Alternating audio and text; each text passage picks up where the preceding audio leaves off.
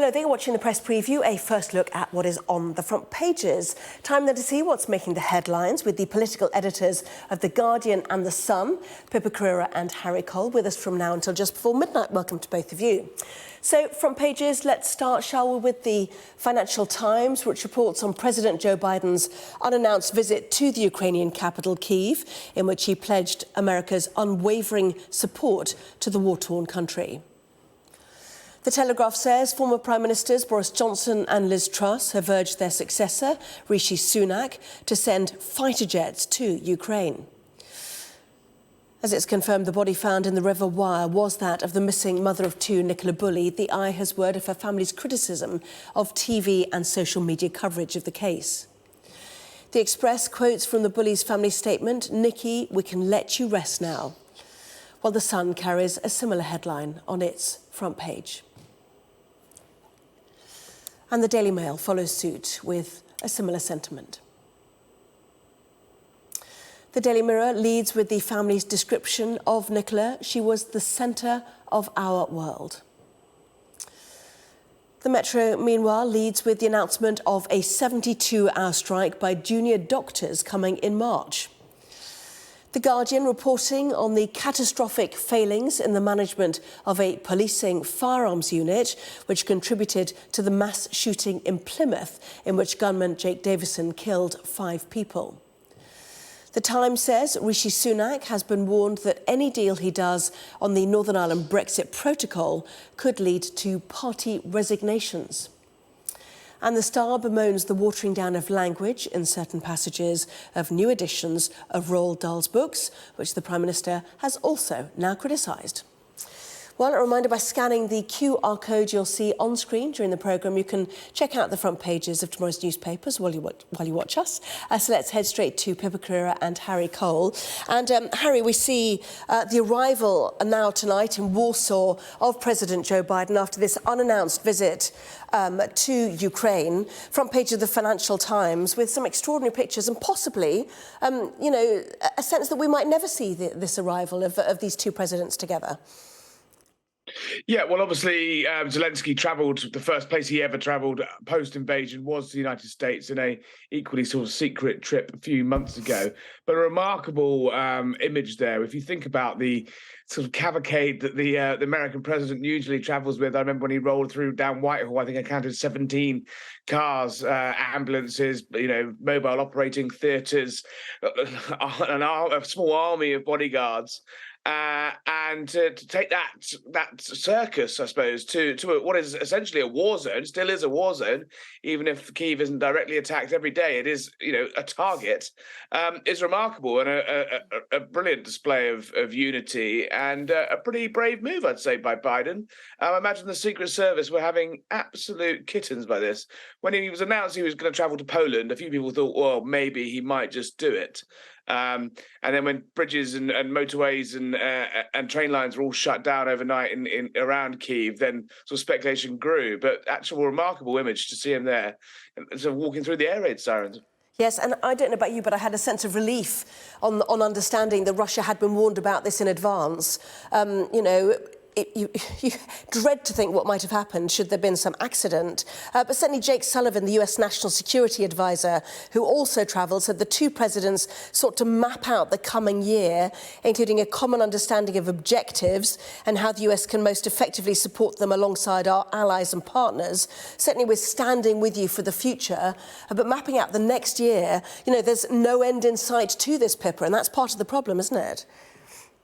Yeah, and certainly as far as US support for the conflict goes, Biden was unequivocal that the US was unwavering in its support, and that would continue. But it's hard not to ignore some of the voices in America which are really sort of adding pressure to him now. I mean, the US administration announced $500 million of new aid. New lethal aid to Ukraine today. That's on top of, or that takes the total to tens of billions of pounds, $30 billion dollars since the Russian invasion last year. And Republican voices, and of course, lots of this would have to go through Congress if there was going to be more support, more financial support or military support in the year ahead or the months ahead. Republican voices are starting to speak out. We've had Kevin McCarthy, who is the House Representative Speaker, and also Ron DeSantis, who's the Republican senator in Florida, who is a likely or possible presidential candidate next time round. Let's not forget, of course, that Joe Biden is up for re-election if he decides to go for it, as seems to be the case at the moment, despite his age, shortly. They're suggesting that actually they're questioning the US's ability to continue sustaining that sort of long-term support. And this is obviously set against a backdrop in the States of a declining public support for the conflict in Ukraine at a time, obviously, of cost of living crisis and inflationary pressure on households. In quite stark contrast to what's happening here in the UK. The polls suggest that from the very beginning of the conflict a year ago, there was very high support for Ukraine, and the US continuing to provide financial and military support. That has dropped off quite dramatically.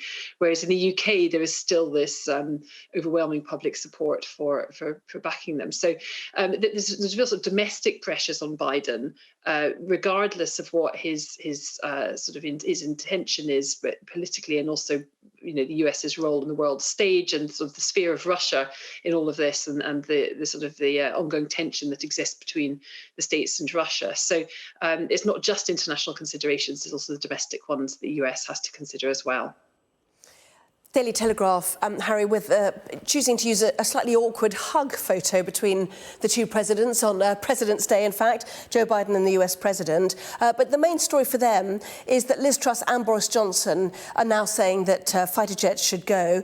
Liz Truss, I understand, and you correct me if I'm wrong, with her first intervention as a backbencher since 2012 when she was appointed a minister. Is that right? That is correct, and it was actually a pretty good speech, given that speeches aren't necessarily her strong point. It was very passionate. It was quite out there. She made it very clear that she supports, alongside Boris Johnson, this call for Britain to send jets. There was no beating about the bush there. It was quite powerful stuff, because obviously, as former prime ministers, you get to both. You sort of go very high up the pecking order in a debate. So you had the sort of government's line and then the opposition line. Then you had two former prime ministers, both really, really holding the government's feet to the fire to go further in support, with two pretty good speeches, actually. And the Telegraph back into their natural comfort zone of saying those things about Liz Truss and Boris Johnson. Well, lots more coverage of Ukraine and those big questions too. Joe Biden, as we said, landing in Warsaw just a short time ago. He'll be making a big speech there, meeting the Polish president as well, and the so-called Bucharest Nine, the leaders of the Central European nations that are closest to Russia. Of course, worth remembering that President Putin will make his own speech tomorrow as well. So certainly a big day for those positioning, with the anniversary looming for the Ukraine war. But those very latest pictures of Joe Biden descending the steps of Air Force One as he makes his way into central Warsaw. Pippa, let's move on, shall we? Now then, the Northern Ireland Protocol, a sense that things might be happening. I know you were sort of calming things down earlier today. Don't jettison the Northern Ireland Protocol. This is now Suella Braverman warning. I think Boris Johnson had earlier warned too. But when are we expecting to hear more about this and what might happen? The Brexit deal may trigger resignations, the Times telling us. Yeah, well, we obviously all got very excited about this at the end of last week when Rishi Sunak turned up in Belfast to speak to the Northern Ireland political parties, well, actually to speak to the DUP, but of course he met the others as well.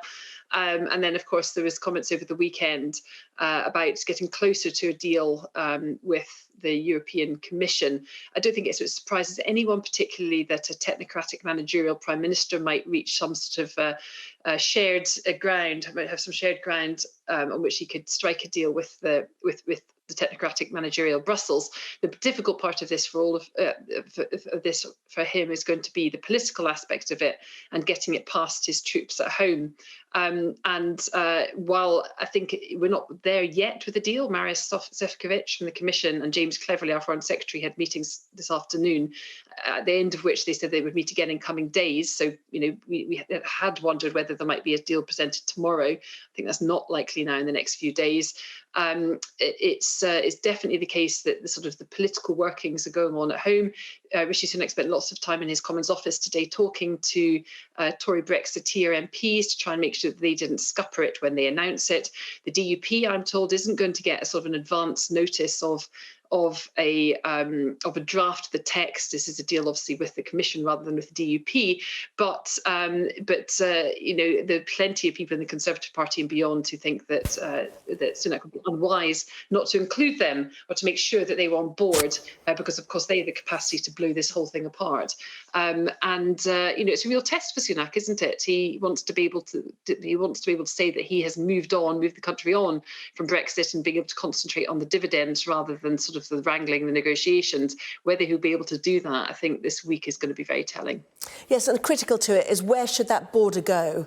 Should it be in the Irish Sea? Should it be, a soft border towards the Republic of Ireland? And does Sunak jump towards the ERG and the DUP, or does he jump towards the European Union? Where do you think he'll land, Harry? There's no hope in hell of the border moving anywhere other than the Irish Sea. It's how they utilise it. Can they, for the 90% of the goods that go from the Great Britain mainland into Northern Ireland, into the province, that stay in Northern Ireland, can they be extracted from burdensome and actually some overzealous EU checks, which were done to prove a point, to make this as difficult as possible, and frankly give the UK a bit of a punishment beating for leaving? Is there a way of easing that pressure while also unlocking the political tensions in Northern Ireland, where the DUP say, get rid of these rules completely or we're not coming back to Stormont? Is there a way that it can land somewhere halfway between the two? I think the best that Sunak can hope for is the DUP don't say no. If they're not going to say yes, I don't think. They rarely do. But if they actually say, look, fine, show us how it works in practice, I think that's quite a big win. If they can get this protocol deal agreed with the EU, implement it and allow to see how it works, see if those checks come down. We'll probably wait to the first dispute. But then how does that work? Will European judges have to get involved, or can it be done in Northern Irish courts? I think this is it. We're in for the long run. The easiest part, I think, for this is going to be getting the deal, as Pippa says, and actually selling it to the Northern Ireland communities on both sides of the divide. Is going to remain very hard. Of course, the Times is saying tomorrow that there's going to be political resignations. Rishi Sunak brought half the ERG into government in order to try and neutralise them. And as we've seen before in this Brexit process, they're not afraid to walk away sometimes from lucrative government jobs if they think that there's a sellout. I can think of a few high-profile names. Steve Baker, for example, is in the Northern Ireland office, who is a extremely passionate Brexiteer and a purist on this stuff. He's not going to sit there for the sake of it if he doesn't think the government are doing the right thing. So, yeah, as Pippa said, first big test for Sunak. He's done everything in the first 3 months in office to try and calm things down, not have a fight with the party, not have a fight with his MPs. I think he can't escape a fight with some of his party on this stuff. And let's see what he's made of. Let's test his mettle. OK. Just a very quick word, if you don't mind, on the Daily Star. Roald Dahl. Should words be changed? Words like fat and ugly, we are told. Now, some pointing out that already some of the text has been adapted over the decades. But certainly people are speaking out on this, Pippa. Yeah, well, I was flicking through my own copy of the BFG earlier. Obviously, we're big fans of it in this house with lots of children. We've read all of them on multiple occasions. And the publishers and Netflix, the Roald Dahl estate, have decided that they want to make some small changes. And some of them kind of make sense. I mean, anything which could overtly be regarded as racist or misogynist, I mean, fair enough. But there's lots of what they describe as small changes, which, frankly, seem like a stretch too far. Things like removing any references to the word fat, even though that's what they're talking about with Augustus Gloop in Charlie and the Chocolate Factory. Entire songs rewritten in James and the Giant Peach. New sentences added in The Witches, which explain what there might be a myriad of reasons why people choose to wear wigs. I think one of the points about Roald Dahl and the beauty of him is that is actually some of the stuff in there is quite mean and nasty, and that's what kids like about it, because he says things that lots of children's authors don't. And of course, he was a complex man. There was some real issues with some of his views. His estate apologised a couple of years ago for some of the anti-Semitism that he had displayed in the past. But as far as the books go, I think fair enough if anything is like really obviously overtly offensive, but also give some people credit and let children's imaginations flourish. OK, Harry, I know you'll want to talk about it. Do it next time, a bit later on, but both of you stay there. Oh, yes, exactly. Lots more still to come. We'll take a further look at the newspapers, including confirmation that the body found in the River Wye was that of Nicola Bulley.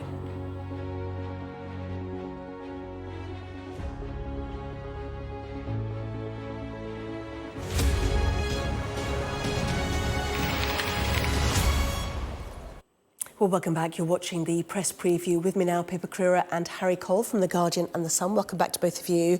And your paper, Harry, amongst many others as well, leading on the really devastating news for Nicola Bulley's family. Yeah, a grim day. That was sort of the inevitability about it from yesterday when that body was discovered, not by the police, but by a member of the public. An awful conclusion to the story, and now sort of longer wait for the coroner's report, and it goes on. I think once the dust settles on this, though, I do think Lancashire police need to have a long, hard look in the mirror. Pippa?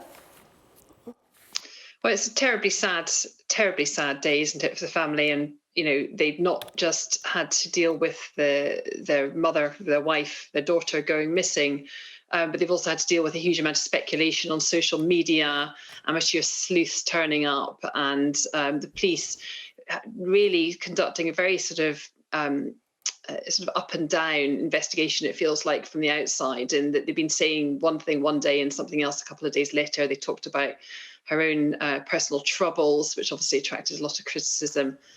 Big questions, I think, tonight around the police's handling of the whole search, not least the fact that they very early on, it looks like their suggestion that she'd gone into the river very early on was obviously proven right. But then they conducted this 3-week search up and down the river with sonar, with divers, with specialist teams coming in, and they didn't manage to find her. And as Harry says, it was members of the public that did. So it must have been an agonising time for the family. You can understand why they are obviously extremely distressed and upset with the media, as well as some of the people that have been turning up in their community. They're very small, tight-knit community, and presumably from their perspective, stirring things up. But I think tonight, really, we just need to think about Nicola Bulley and those poor children and her husband who are sitting at home. Finally their worst fears have been realised, and they're understandably heartbroken by the whole thing. Yes, and many of the newspaper front pages picking up on that quote, "You have been found, we can let you rest now," the statement there. Just a quick mention of the Metro, if you can, Harry. Junior doctors now, 72-hour walkout plan. This is another big one. Yeah, I think the Metro really there sums up that exact. They can't really decide what to do with that story, can they? They know it's an important story, but they don't think that their readers are going to be that interested in it, because they seem to have given it less than a third of their front page. So you're kind of either going to do the story properly or not. Junior doctors obviously have an interesting relationship with this government. Jeremy Hunt, now the Chancellor, the man who could loosen the purse strings if he wanted to, almost made his name as Health Secretary. There's a long dispute with the junior doctors. Didn't blink to them, and I don't think they're going to blink now. So it adds to a long list of organisations and sectors that are striking. Doesn't seem to be having the desired effect, because the government at the moment isn't moving. Absolutely not, it seems. Harry Cole, Pippa Crerar, thank you both very much indeed. Thank you.